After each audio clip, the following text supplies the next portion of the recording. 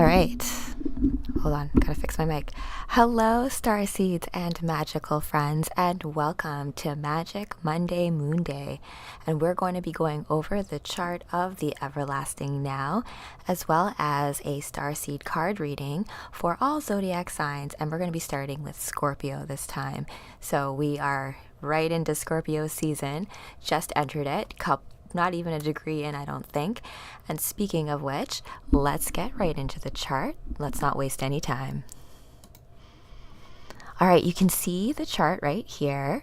As a reminder, if you are interested in getting your birth chart calculated, I have a free calculator on my website. I will tag that in the show notes if you want to figure out what your actual sun, moon, and rising sign are. If you think of your rising sign, you can see right here the ascendant. This is the time of the chart. So as you can see right now, we are in it's the evening. I'm a little early this time. Yay. So the ascendant signs in Gemini, we're not too concerned with that when we look at the chart at the moment, just because that is, depending on wherever you are in the world, this is the lining up in the housing system of the chart is going to be unique depending on what time zone you're in. So we're not going to look too deeply into the ascendant sign right now, but for your own rising sign, that can give you a lot of intel in terms of your own major first impressions personality traits. I have a whole video on the ascendant sign that you can kind of take a look at, but let's look at the actual chart. We've got, so you see here, the sun right here, just out of Libra, scooching over right into Scorpio, and also joined by the sun in Scorpio, we have Mercury, and we also have Mars. So this is a very masculine, it's kind of a hot threesome if you think about it. If you think of the gods associated with these particular luminaries. So the sun in Greek literature, Apollo, and then Mercury, Hermes, and Mars, Aries. So that's quite the trio that we have in the sign of Scorpio, the sign of the occult, the sign that actually opposes my sun sign of Taurus. And I do have quite a few Scorpio friends. We do find, because we're on this axis, on this opposition line, that there's a lot in common between us, I guess. It's a way to put it. So that's the read for what's mainly happening for Sun, Mercury, Mars, all in the sign of Scorpio. Let's look at where the moon is at. The moon is in Aquarius right here, and the moon being in Aquarius, if you have the moon in Aquarius, the moon rules your emotions, your inner child, your inner mother. And so what that can mean oftentimes is that Aquarius has two planetary rulers, both Saturn and Uranus, and those are titans. Those are huge, huge planetary rulers to be dealing with in an internal emotional world. And so those with Aquarius placements, I find that because it's an air sign as well, that alchemizing emotions through writing or expression, or even there's a way of dealing with Aquarius that's very mental. So a mental way of dealing with emotions. So almost having thought experiments to deal with it. And so if we think of the fact that the moon is in Aquarius right now, for all of us as a whole, we may also feel likewise emotionally somewhat conflicted, as well as Aquarius is very socially minded. And so we feel a very deep connection to the greater all at this time, right? And that's why we kind of say the age of Aquarius is this whole idea of the whole being aware of itself, consciousness being aware of itself. But as per usual, there's always a shadow side, and of course with the moon there as well, we can fall into social media traps is associated with stuff like Aquarius. And so it's just to bear in mind the balance between the two, and to balance out those energies in ourselves as well. Other things of note in the chart of the everlasting now, of the moment, since we have these major luminaries in Scorpio, it's kind of good to look at the opposing sign in Taurus, of which we have Uranus and Jupiter. And Jupiter and Taurus, I think some other astrologers did a bit more of a deep dive on how Taurus in a lot of ways does rule the financial world, the financial industry. And so having Jupiter in Taurus, you would think expands it, but it expands it for those like who already have it almost. It causes, also with Uranus there, it can cause a little bit of upheaval, which I think we've all noticed. This is also opposing Jupiter, opposing Mars here. So let's see, actually, let's look at the major aspects that are happening. That's just already. Oh yes, the sun is trine Saturn. That's what I want to talk about, a little bit of Saturn. I got this new lamplight and it's Saturn, and I had my friend Arthi over yesterday and we did a little talk about our top 5 character influences of stories that really give us more direction in our own hero's journey in our own lives. And so this is what I love astrology for. It provides us some waypoints and clues as to what storylines in our own lifetimes make the most sense for us. So having Jupiter here, Jupiter expands everything it touches, and if we think of even oppositions as aspects in astrology, it's like a battery where you have these two kind of opposing charges. It's not exactly opposing, right? Because Taurus is earth and Scorpio is water, and those are both feminine aspects. Those are both the triangles down. Earth has like a line through it, and so they're both feminine, but also and both fixed. And so those are very intense energies. And if we think of even like birth, like Libra and Aries also oppose each other, and Aries starts the whole zodiac process, so it's like the birth and coming to form. And so like the end of Libra is like the end, right? And it's now we're going into the underworld, and it's okay. We have a lot of help to traverse that right now. That's also what fall is, and the cycles of the seasons are. No one escapes that. We have Pluto still moving retrograde, getting very close to Aquarius. It's very much going to be one of those things, I think, where we're going to go into the new year. It's going to go into Aquarius. I have a hunch that November 22nd, something really big is going to come. So put that mark on your calendar. And yes, I got distracted, but Saturn is making a trine with the sun.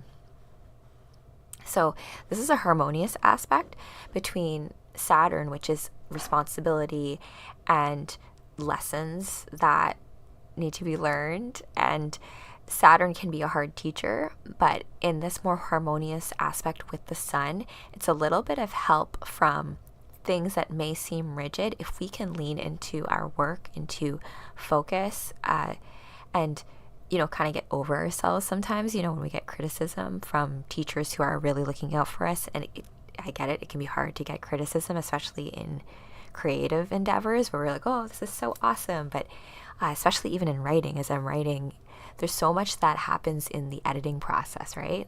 You can write down something, and then when I go back and edit and like rereading it, I'm like, what am I even talking about? And there's like no continuity here. And then going back and making a map. So there's a lot that happens in the refinement as opposed to like, the initial idea. And that initial idea can be so much fun to have it, but then, like hunkering down and doing it is a whole other matter. And so that's where Saturnian vibes, Saturnian energy can kind of actually help get through that, and just to ensure that it doesn't, overtake everything from that perspective. Let's also take a look at where Venus is before moving on into the card readings. I'm going to keep this short and sweet just so that this is a nice, succinct show.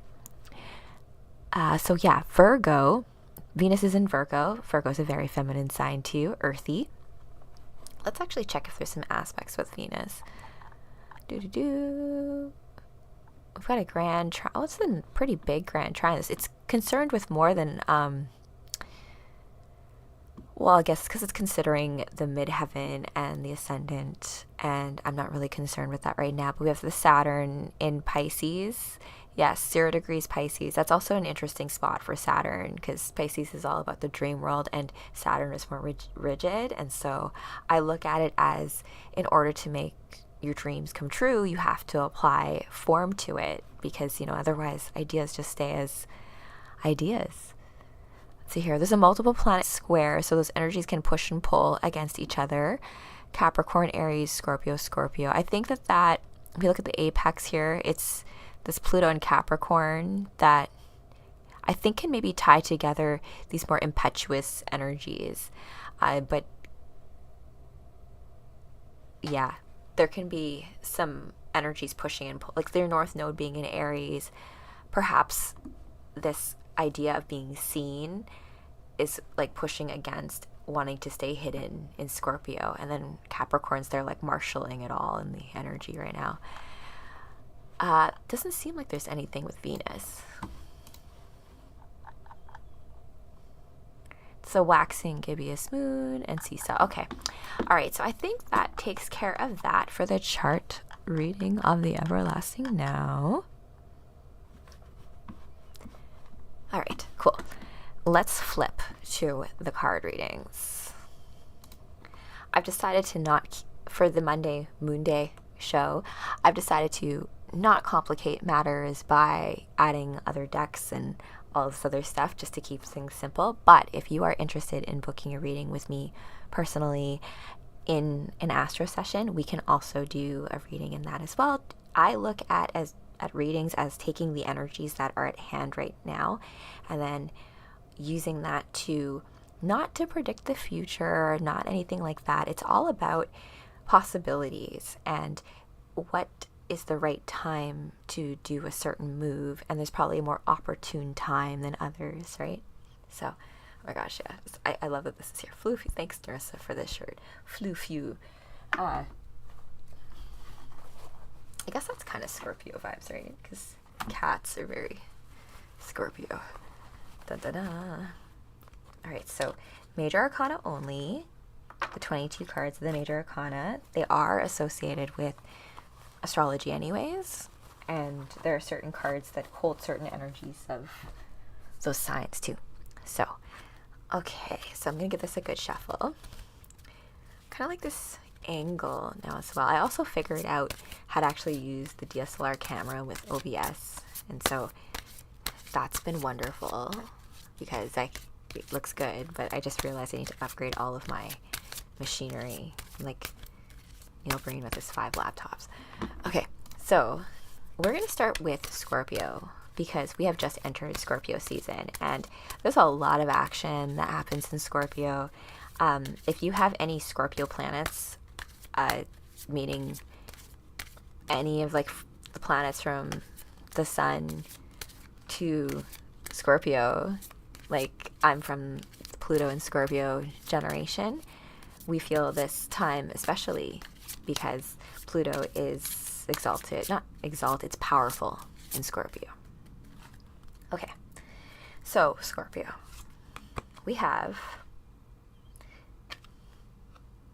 the star. I was doing a reading and I was looking through the edit and I mistakenly called death the sun. What a strange little thing. I was like, am I blind? I was just seeing what I wanted to see. Okay, so Scorpio, the sun, not the sun, the star. The star is, I look at from, if you look at here, it's an Aquarius card. So having the moon in Aquarius as well, I look at that as a further look to kind of examine your dreams. Scorpio, you're very psychological anyways. Anyone who has Scorpio placements, I say that there's an awareness of the world that's underneath the veil, and having the star here, it's all about following your own inner compass and your own personal North Star. So Scorpio, I find that Scorpio, just like Taurus, you can kind of hold on to things a lot, especially emotional things or grudges or even feeling hurt, but it's important not to stay stuck because of that, and to remember that you do have stars out there to kind of help you, as well as I'm dropping a video about my definition personally of starseeds, and everything in the heavens comes from a starseed, and to remember that deep within you, that your heart center and the star, and if you think of what a star looks like, it's like we're also a star, all of our senses experiencing this world, and so not to let the emotional weightiness that Scorpio season can kind of sometimes bring, and keep looking at your North Star of your heart, Scorpio. Okay, so next Moving along. Oh, Libra, you're going to be last this time. Sagittarius is next. So yeah, Scorpio is a fixed sign, and my mom is a Scorpio, and we get each other on a certain level because being a Taurus, like it's interesting. It's a different way of being a fixed kind of intense sign, because Taurus is about the body and Scorpio is about the psychology. So what's within and underneath, unseen. But we're here to talk about Sagittarius, because after the underworld, after we come out of Scorpio, we go into Sagittarius. And Sagittarius is also ruled by Jupiter and is associated with things like travel and expands. Lone is kind of lucky, right? And Sagittarius is a mutable sign, so it kind of finishes off that quadrant of the Libra, Scorpio, then Sagittarius in terms of the alchemical way that astrology works. So for you, Sagittarius, we have, ooh, nice card, the Hierophant. Speaking of traveling, oftentimes Sagittarius placements will mean that there will be an element of travel, or at least some sort of fascination with travel or exploring outward. And Hierophant here right now, in terms of the energies right now and making, dreams come true through form. If we think about the Hierophant and a teacher, I always look at this as an indicator that, when the student is ready, the master will appear. So either in a relationship, Sagittarius, perhaps you will end up moving to seek out learning, or you may want to be looking for a type of skill. So if we think about Saturn in its in a really positive location right now, you can kind of harness that through education, Sagittarius, to learn a new skill or hone something. So we've got the Hierophant. Okay, so next we're gonna go into Capricorn, the next quadrant. That's how it helps me remember the whole zodiac wheel. I also think that, so see here, it's like Libra, Scorpio, Sagittarius. And so yes, all the stuff happening in Scorpio right now. We do have Pluto happening in Capricorn, but not for long. Just the countdown is on. But Capricorn, my reading for you, the Chariot. Buck bow, that's a great card for you. My little hustle mountain goats, Capricorn.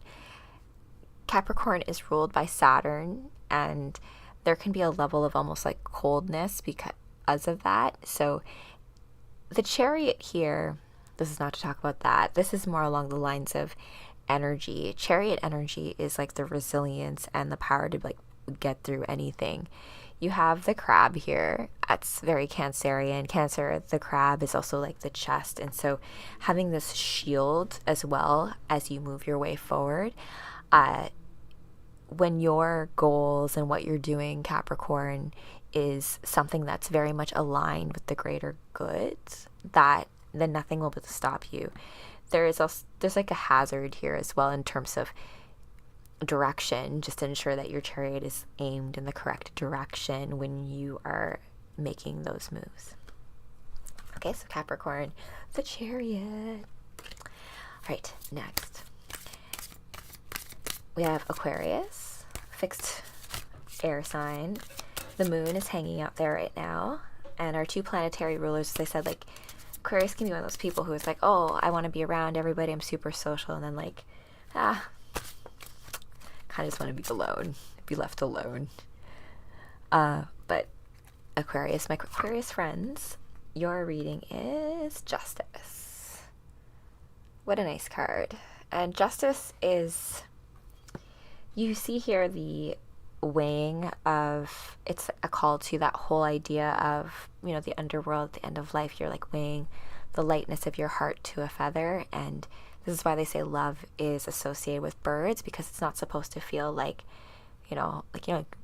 the terrible adage of marriage where it's like, oh, it's like a ball and chain. It's not supposed to be like a ball and chain. It's supposed to be light. You're supposed to feel free. And I also remember when I was in grade 8 at St. Emile, I chose our grad song, and it was Butterfly by Mariah Carey.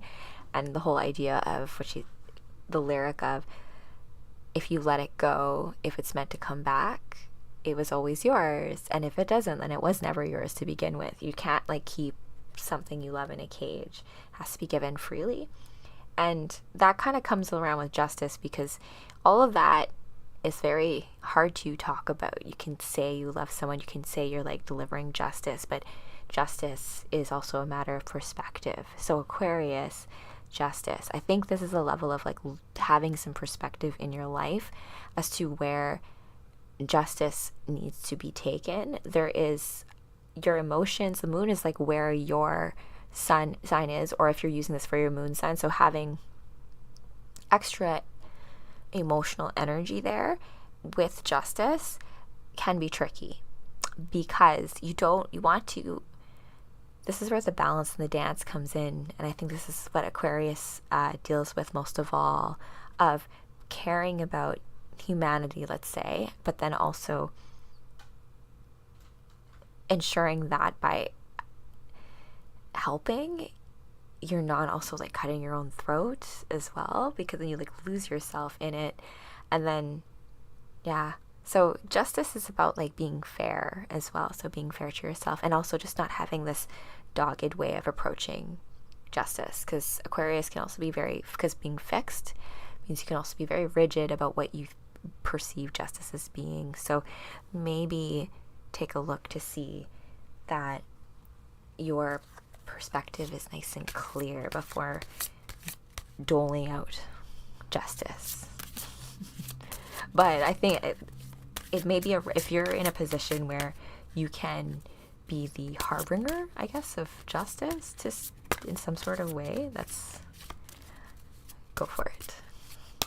Okay, so next we've got Pisces. Pisces, we have Temperance. I love this card. One of my favorite cards. I call it the alchemical card, because you have this little silver dragon, and in Dragonlance, silver dragons are associated with love. And in this case, we have our alchemical girl here mixing together disparate parts to create something brand new, because that is what alchemy is all about. It's more than just all the separate pieces. It's about the whole thing as a whole, as being some brand new creation from the ether that you pull into this realm. And so having this Pisces Temperance Pisces already has, I think, because it's like a water mutable sign, it's so flowy, you're able to tap into these worlds so easily. And I think it's a matter of, how does that work? How are we able to bring some of that juicy dream world stuff back into this world, to bring it so that it's more of a dream and less of a nightmare, as it's starting to feel like really lately. So Pisces power, you have a lot of alchemical potential here to take the disparate parts and make something new out of it. I mean, art is always a great way of doing such a thing, right? So put it out there, Pisces. Stop being lazy. Come on. All right. Now we're coming around all the way around to Aries, where I typically start these readings, and it's where the chart begins. And I have a ton of Aries placements, and so this is where the warrior archetype comes into play. So my Aries friends, we've got the Empress. This is nice. Because Aries is a very masculine sign, right? It's a fire. You're like coming into the world like, here I am. It's the head. It's like that warrior spirit. And so having the Empress here, when I was talking to Arthur yesterday, when we were talking about Captain Planet as he's going to probably be one of my crushes too. And so Captain Planet works with Gaia. And so there's this idea of being an earth warrior. And I was saying how captains are, what is earth other than a mothership, right? And so you have captains of the ship, and the earth loves her warriors because they protect her and stand up for her and ensure that there's integrity. And so Aries, I look at this card as a call from Earth Mama, basically saying to stand in your truth, be who you really are, and push through whatever trials or tribulations you may be going through in life right now. Okay, that's for you, Aries. Next we have Taurus. Okay. Water. Okay. As I said before, I can't really see the chat in OBS. I need to work on that. Especially with only one screen for this one, so I'll figure that out in the future. But Taurus, my sun sign. Here we go. Ooh, yay! Because I look at this reading for me too, right? So we've got the Lovers. The Lovers card is associated with the sign of Gemini, and you know, the pillars of creation, and in a more magical sense, the signs of Gemini and Sagittarius, they're opposing signs, and they're typically seen as like cosmic gates as to like how souls come in and out of this realm. And I look at the Lovers like, how did any of us get here, right? You know, love or making love, that is creation, and that spark of male female is like how, you know, things get made. And so Taurus, this body sign, and having Lovers here, either it's like an indication to leverage love in your work, especially with the fact that Saturn is in a very gratuitous position with the sun. Love, I feel like it'll also, work doesn't feel like a work when it is something that you love, right? So it becomes a labor of love. And Taurus, this is all just about finding the love in the work that you're doing. There you go. Okay, now we are at Gemini, our immutable sign of that first quadrant. I posted a video on the Golden Sugar channel about the magic of Mercury. I might do a little re-edit of it because I'm like, oh my gosh, I'm so long-winded in the intro. And it's really just about the star stories of Mercury. I'm going to follow that up with Venus, because each of them are associated with certain gods and goddesses of different cultures and folk tales and myths, right? And if you cross-triangulate all of those stories and the different versions, because even in every let's say tradition or culture, there's different versions of the same tale, and so you can kind of take all of those and find a deeper intrinsic universal truth, which is like what English literature was all about when I was in school. The Gemini, speaking of that, speaking, communicating, writing, that's all Gemini's jam. And we've got, oh, great pull for that. Speaking of which, I think I pulled this for the Sagittarius too. So we have the Hierophant. So this whole idea of teaching, educating, mentoring, that's all in the vibe of the Hierophant. It's about also practice. And I used to do this thing in dance where, you know, like sometimes dances seem super easy, right? Like you like look at the choreo, you're like, okay, that's not so hard. Like I did the Janet and Michael Jackson scream dance, and I'm like, I had already done it before, I learned it before. So I was like, okay, I'm gonna try a little test of going in the cinema and doing a little edit. And it was hard. It was really hard. It's like, because it's on like a guitar and like if the counts aren't like quite on, it's like one of those, like, you know, dancers have those like in between counts, freaking hard. So this is like Hierophant. You can take that, even apply that to dance, Geminis, because this is like an opportune time, especially with Saturn where it is, to learn something. So if there's something you've always wanted to learn or pick up, there's so much I've learned in like video editing just from like tutorials on YouTube. There's so many people out there who have put together such great resources for free, and it's amazing that if you just have a direction, Gemini, this is where the lesson comes into. It's picking a direction and sticking with it. It doesn't always happen all at once. You have to take the time to practice it. So that is my lesson, or my reading for you, Gemini, the Hierophant, that it's a great time for that. Like you can do whatever you would like. This is just, you can take whatever resonates from this reading, right? But it's a good opportunity to pick up on something. I used to do that all the time, like just like, oh, I want to do that. So, but like, I mean, I have a moon in Gemini, so like, yes, I get very like excited about things very easily and want to go in that direction. And then but you do, like, to become really good at something, you do need to, like, work at it. And even with me with dance, I'm always better if I take a dance home and, like, practice it and hone it and, like, put my own flavor and have my imprint it into my body, because I just get stressed out in dance class sometimes trying to, like, what's happening? Okay, even my own dances, when I'm trying to, like, teach them, I just forget them. Okay, we are now in the last quadrant, which is, well, not completely. We've got Libra still. Sorry, Libra. We'll get you last, but definitely not least this time.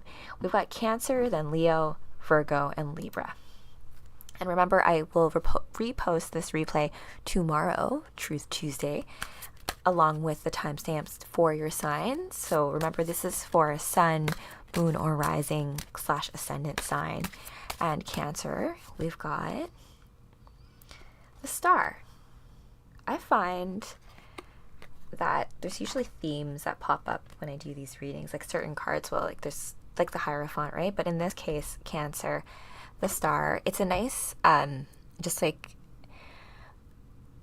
inspiration. So a guiding star of inspiration. The idea, I look at this also too, you know how the stars are always looking out for us and, like, looking down on us. Our ancestors are always looking down on us. So it's also like a sign, I feel like, from those who have passed, the stars who have come before, who have made this path for us to be here and live out this beautiful existence, that, you know, like, look to them for help if you're feeling lost, right? You look up to the guiding stars. That's why astrology is related to constellations, the idea of looking for guidance from something greater than ourselves and having that humbleness, but also realizing we are related to that all as well at the same time. It's beautiful. So Cancer, this is about looking to your inner North Star, similar to what I said to Scorpio, but it's slightly different in the sense of from a heart-centered, I get a vibe here of, like, ancestral vibes, or like a message from, you know, those who have passed, you've been very close to, that, you know, in your dreams, maybe just have, like, they do have your back energetically. There you go, the star. Cancer. All right, so now we're at Leo. Leo the lion, our fixed sign, fixed fire sign. And I incorrectly gave you, I said it was the sun and I was getting all excited about it, but it was the death card. And those cards are not really the same energy, but if I were to think about it, how those are pushed together, it would be a combination of what those two cards are as to how I interpreted it. But for you, Leo, we have the World this time. And I'm not misinterpreting this because I use this as a keystone card. So the World, it's the card of accumulation, of closing out loose ends before embarking on a brand new journey. It's about the end and the beginning. And this can get misunderstood because, you know, I used to, you know, you're reading a story, you're reading a book, and you're, like, reading through, and it's a really good book, and then it gets to a point where you're like, oh my gosh, this is going to be over. And you were like a trilogy, right? And you come to the end of the trilogy, and you're happy that, you know, it's a happy ending, and there's catharsis, and there's all of that beautiful stuff, but it's also the end of a journey, right? And that's also a little bit bittersweet. And so Leo, you know, there might be a lot of endings right now in your world, and even the ones that are, you know, good, you know, like, it's a nice, like, closing of a chapter. It was a really great story, but now it's time to, like, move on to whatever is next. It is also useful to acknowledge when things have come to pass in terms of that, and, you know, not pretending like it's not over, because, you know, this is a fixed sign thing where it's like, you know, like, it's like, till the end, hold on till the end. And so, you know, the whole world is waiting for you also to, once certain storylines are over, to step into what is more purposeful to you. So that's a rating for you. You have the World card, Leo. All right, next we have Virgo, and Venus is currently hanging out in Virgo right now. It's a good spot for her, because Virgo is all about service. It's like the other sign that Mercury rules besides Gemini. And so the caduceus, the idea of service, nursing, helping, being of service. Venus there adds a little extra benevolence and love and beauty to that as a whole, or our energies as a whole. And so Virgo, we have the Hanged Man. So this card is quite, I actually really like it. And the idea is that the Hanged Man is not, he's not like suffering on it, right? It's a very serene sacrifice. I did an article, I'll link to this actually as well, about Bluetooth and runes and how Bluetooth got its name from Harold Bluetooth, and it's like HB, and I'm like, you could have empowered that. I thought it was the radio rune for like speed and like quickness, because I basically bitch about how Bluetooth hasn't changed tech in like 30 years. It's like the worst thing ever. That's the best we can do in tech. I'm not going to go on a rant right now, but the Hanged Man, it took me down this story about what Odin did to gain knowledge of the runes, which was to hang on the world tree Yggdrasil for 9 days and 9 nights or something like that. And it was a beautiful excerpt from the Poetic Edda, where it was the idea of sacrificing yourself for sacrificing you for yourself, because it's like the necessary sacrifice of parts of you or attachments that you might have in order to step into knowledge or the next step or the next evolution in who you are. And that is still a sacrifice, and as such it's going to not feel good. It's going to be a level of suffering, right? But there is a level, like, that's why I think tattoos are such an interesting practice, because it is pain, but after a certain time you kind of like, I don't want to say you get addicted to it, but there's like a level of like that comes from it. And that's a certain similar thing here, where the price to gain anything is like, it has to equalize itself. And so what this says to me, Virgo, is that if you are feeling like you have maybe had to sacrifice something, or you feel like there may be you're struggling with a thing that you maybe need to give up or want to give up, or this may be something that you aspire to have, but something or for whatever reason you're not able to grab it. And this is all just to say that to just take a deep inner look and look at where there can be extra weight kind of like cut off, so that you can feel a lot more free in yourself. So we have the Hanged Man for you, Virgo. And then we've got Libra, my other Venetian sign. So that's why myself and Kevin, I call us, we're a Venetian couple, because it's a Taurus and a Libra together. But we have literally only just entered Scorpio, and so there's a very interesting idea of like Libra being the scales, right? And remember, justice, weighing the heart against the feather, and Libra cusping into Scorpio is all about that, you know, looking at ourselves as the seasons change and ensuring that we're like prepared for it, right? And weighing out what we've done so far and assessing and being honest with ourselves if we've done enough for ourselves. So Libra, we've got the World. What a nice thing to pick. When I said about themes showing up in the cards, I like this card a lot. So Libra, the idea of the World and accumulation, right? When you've done all that can be done, what comes next? It's okay to kind of sit in the I don't know and the void for a little bit before picking everything up and knowing what to do next. It's also like in project management, we talk about, you know, when you reach the end of a project and you've like launched and you've released, there's the idea of retrospective, because you need to look at like what went well, what didn't go well, so that the next time you do this, it can be improved upon. And I don't know if we all do that in our lives as much as we should, you know, a retrospective on, like, I feel like I did that with failed relationships, actually. Let me know in the comments if you've ever done a retrospective on a failed relationship. But the world is about accumulation, and it can also be success, right? So I think my hubby said it really nice in his talk with Lubo about surprises, and surprises themselves are not anything to be scared of, but because a lot of the surprises we've had recently are just, you know, not good surprises, you just anticipate that. And just the same idea with the accumulation of things, the endings.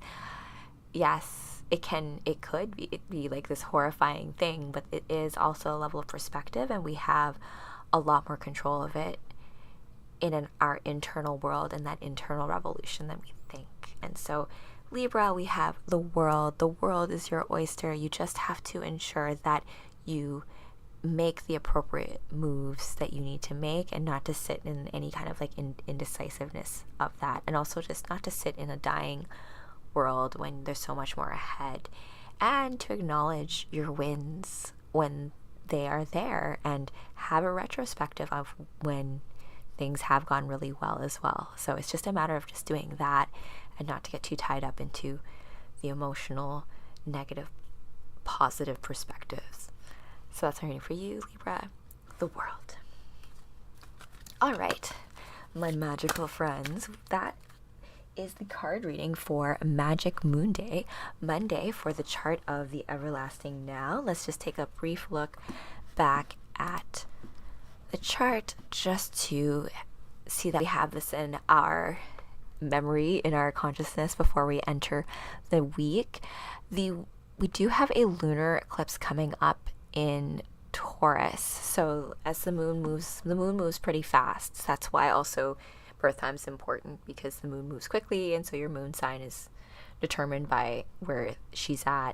She's very close to Saturn here as well. And the Saturn moon conjunction, right? Saturn moon matrix in Aquarius. That's very spicy. I didn't talk about that too much, but it kind of still goes along with the fact that Aquarius is ruled by Saturn, kind of, and then also ruled by Uranus. So having Saturn here, I would say that it pushes the energies into more that Saturnian direction. And so there's a level of intensity and hustle and like getting ish done, and leaning into all of the material things, the boundaries that are needed to make something real.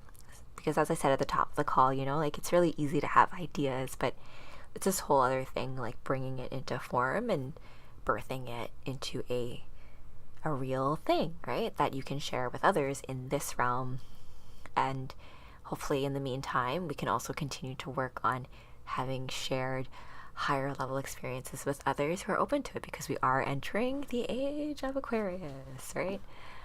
All right, my magical friends, I will see you tomorrow on the Rumble channel, because I'm going to be doing a live neurolinguistic astrology on Aldous Huxley's Birth and Death, and a little bit of an English analysis on his piece, The Doors of Perception, as well as his final piece called The Island, not to be confused with the movie The Island, but this island was his last book that he did before he died, and it was the antidote to Brave New World. And I think right now we could use a couple antidotes, right? So please, if you find my content useful, inspiring, educational, please give me a like, share, and subscribe. I have finally some little places where you can find us, and if you would like to support the show, you can buy us a mushie right here in the corner there underneath the wizard. So I will see all of you next time, and wherever you are in the cosmos, have a beautiful day, beautiful evening, lunchtime, wherever you may be.